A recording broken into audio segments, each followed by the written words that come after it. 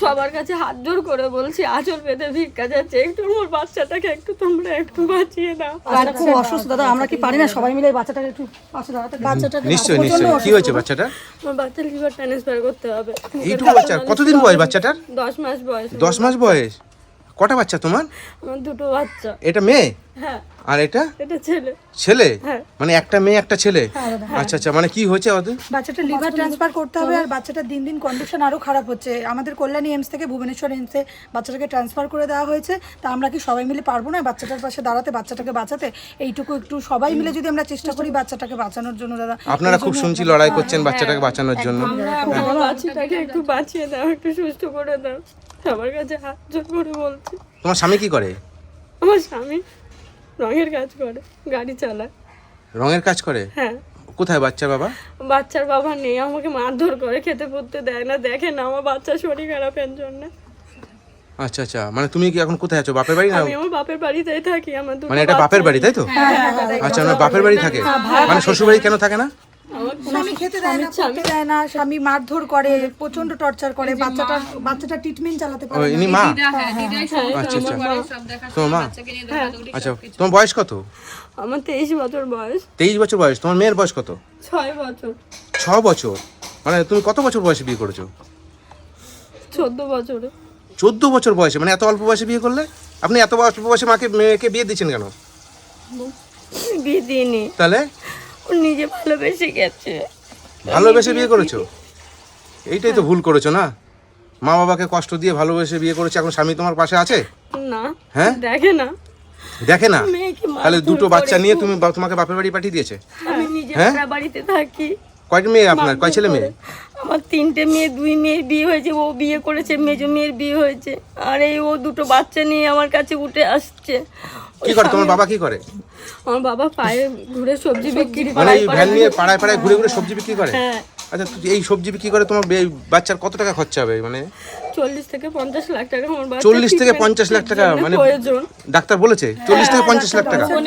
তো এই বাবা সবজি ব্যবসা করে, স্বামী তোমার কাছে নেই, পাশে নেই, তাহলে তুমি এই দুটো বাচ্চা নিয়ে তুমি কি খাবে? বাবা বাড়িতে কে খাওয়া দাওয়া চালাচ্ছে? কে? বাবা? বাবা কষ্ট করে খাওয়া দাওয়া চালাচ্ছে, কিন্তু কি করে তুমি ট্রিটমেন্ট করবে বাচ্চাটাকে? আমরা কিছু ওনার জন্য কিছু আমরা তুলেছি আর কি, অশোকনগর আরো অনেকে মিলে তুলেছে। মানে আপনারা শুনছি চেষ্টা করছেন লোকের বাড়িতে ঘট নিয়ে নিয়ে লোকের বাড়িতে বাড়িতে দুয়ারে দুয়ারে যাচ্ছেন। যতটুকু পেরেছি ওদের নিয়ে যাওয়া, পৌঁছানো, সেই অবধি এইমসে যে একটা বলেও দিয়েছে ভুবনেশ্বর এইমসে নিয়ে যাওয়া, এবং এই 4 তারিখে ওর একটা ট্রিটমেন্ট, মানে ওর একটা পরীক্ষা আছে এইমসে করতে হবে, ওটা করে তারপরে তার রিপোর্ট আসলে পরে ভুবনেশ্বর এইমসে গিয়ে সঠিকভাবে যাতে চিকিৎসা হয়। দাদা এইটুকু আপনারা দেখুন দাদা, এইটুকু চাই, আর কিছু চাই না, শুধু বাচ্চাটাকে একটু বাঁচিয়ে দিন, সবাই একটু সুস্থ করে দিন। বাচ্চাটার কষ্ট বাচ্চাটাকে বাঁচিয়ে দাও, চোখ মুখ জন্মের 7 দিনের দিন দিয়েই ভুগছি। ওর প্রচন্ড শরীর সারা গা দেখলে বুঝতে পারবেন, নিজের গায়ে নিজে মানে একদম ইয়ে করে দেয়। বন্ধুরা আমি আজকে এসেছি অশোকনগর। হ্যাঁ, এটা অশোকনগর। কোন জায়গাটা? মহাপ্রভু কলোনি 17 নম্বর ওয়ার্ড। হ্যাঁ, ওখানে এসেছি। দেখুন এই বাচ্চাটা, দেখুন ছোট্ট একটা বাচ্চা। বাঁচাতে পারবো না আমরা সবাই মিলে? একদমই তাই দাদা, সবাই মিলে একটু চেষ্টা করুন আপনারা যাতে এই বাচ্চাটার পাশে আমরা যদি আপনারা সবাই দর্শক বন্ধুরা যারা যারা দেখছেন সবাই একটু বাচ্চাটার পাশে থাকবেন। সবার কাছে ভিক্ষে চাইছি, আমার আয়েশকে বাঁচিয়ে দাও, সুস্থ করে দাও। সবার কাছে হাত জোর করে বলছি, আঁচল পেতে ভিক্ষা যাচ্ছে, একটু আমার বাচ্চাটাকে একটু তোমরা একটু বাঁচিয়ে দাও। বন্ধুরা আপনারা যদি না বাঁচান এই বাচ্চাটার মুখের দিকে তাকিয়ে, তাহলে কিন্তু বাচ্চাটা কিন্তু বাঁচবে না। কেননা ওই বাবা সবজি চালায়, মানে ভ্যান চালিয়ে ক পয়সা ইনকাম করে, এবার সংসার চালাবে না, এই বাচ্চাটাকে বাঁচাবে। বাচ্চার ব্লাডে ইনফেকশন ছড়িয়ে গেছে, তাড়াতাড়ি ওকে ট্রিটমেন্টের ব্যবস্থা করতে হবে। সত্যি খুব খারাপ লাগে না, কষ্টও লাগে যে এইটুকুনি বাচ্চাকে দেখে কি করবো। এবার আমাদের সামর্থ্য তো নেই যে এতগুলো টাকা আমরা সবাই মিলে দেবো। এবার আমরা সবাই সোশ্যাল মিডিয়ার মাধ্যমে যদি সবাই মিলে যদি সহযোগিতা করে, তা নিশ্চয়ই বাচ্চাটাকে সাহায্য করুন। হ্যাঁ, সবাই আমার বাচ্চাটাকে একটু সুস্থ করে বাচ্চাটাকে বাঁচিয়ে দাও, একটু বাঁচিয়ে। আমি বাচ্চাটার জন্য। কি নাম তোমার? আমার চৈতালি দাস আমার নাম। চৈতালি দাস? হ্যাঁ। আচ্ছা আচ্ছা, মানে কি বলি বলুন তো, এই মানে যা পরিস্থিতি দেখছি। এবার ব্যাপারটা আছে যে বাজে, হ্যাঁ, সারা রাতে কিছু খেলে হজম করতে পারে না, বমি করে দেয়, শুধু বমি করে, যত জামা কাপড় শুধু বমি করে। মানে বাজেটটা এতটাই বেশি। দাদা, আমাদের সাধারণ মানুষ সোশ্যাল মিডিয়ার মাধ্যমে মানুষ সহযোগিতা করবে কত। হ্যাঁ, সবাই মিলে যদি একটু এগিয়ে আসে তাহলে ওকে হয়তো আগামী দিন আমরা সুস্থ করে তুলতে পারবো। 9 মাসের বাচ্চা এখনো পৃথিবী কিছুই দেখেনি। কিছুই দেখেনি দাদা, হ্যাঁ, কিচ্ছু সবে দেখেনি। মাত্র এই দেখেন কোনো চোখে দেখা ওর যায় না নাক দাদা। মুখটা দেখেন। নাক থেকে ব্লাড আসে, কান থেকে পুঁজ আসে, মানে প্রচন্ড নাক কান দিয়ে শুধু ব্লাড বেরায়, কান দিয়ে পুঁজ বেরায়, কান চুলকে চুলকে পুরো রক্ত বের করে দেয়।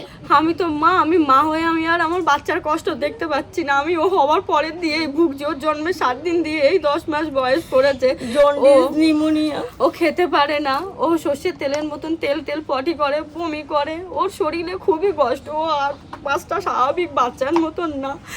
আমি শুধু হাত জোর করে এইটুকুনি বলছি যে আপনাদের কাছে একটু সাহায্যর আঁচল আমার জন্য একটু বেরিয়ে হাত বাড়িয়ে দিন আপনারা আমার বাচ্চার ট্রিটমেন্টের জন্য। আর আমার আর কিছু বলার নেই, আমার বাচ্চাকে একটু সুস্থ করে দিন, এইটুকুই আমার বলার। ধন্যবাদ। ঠিক আছে, এই টাকাটা নিয়ে আমি আমার সামর্থ্য দিলাম, তুমি এইটা তোমার ছেলের চিকিৎসা কাজে লাগাও। আমার ছেলে সুস্থ হয়ে যাক, আমার আর কিছু লাগবে না। এটা মায়ের কতটা কষ্ট। একটা মা, যে মা সেই তো মা সন্তানের কষ্ট হচ্ছে দাদা, এই কটা দিন ধরে পরিবারের সাথে আমরা একভাবে কানেক্ট হয়ে গেছি, আমরা বুঝতে পারছি না প্রতিদিন ঠিক আছে বোন, তুমি কান্না করো না, হ্যাঁ নিশ্চয়ই আমার বন্ধুরা তোমাকে সহযোগিতা করবে। ঠিক আছে, আমি আসি, ভালো থাকবেন আপনারা। হ্যাঁ, টাটা। টাটা দাদা, ভালো থাকবেন।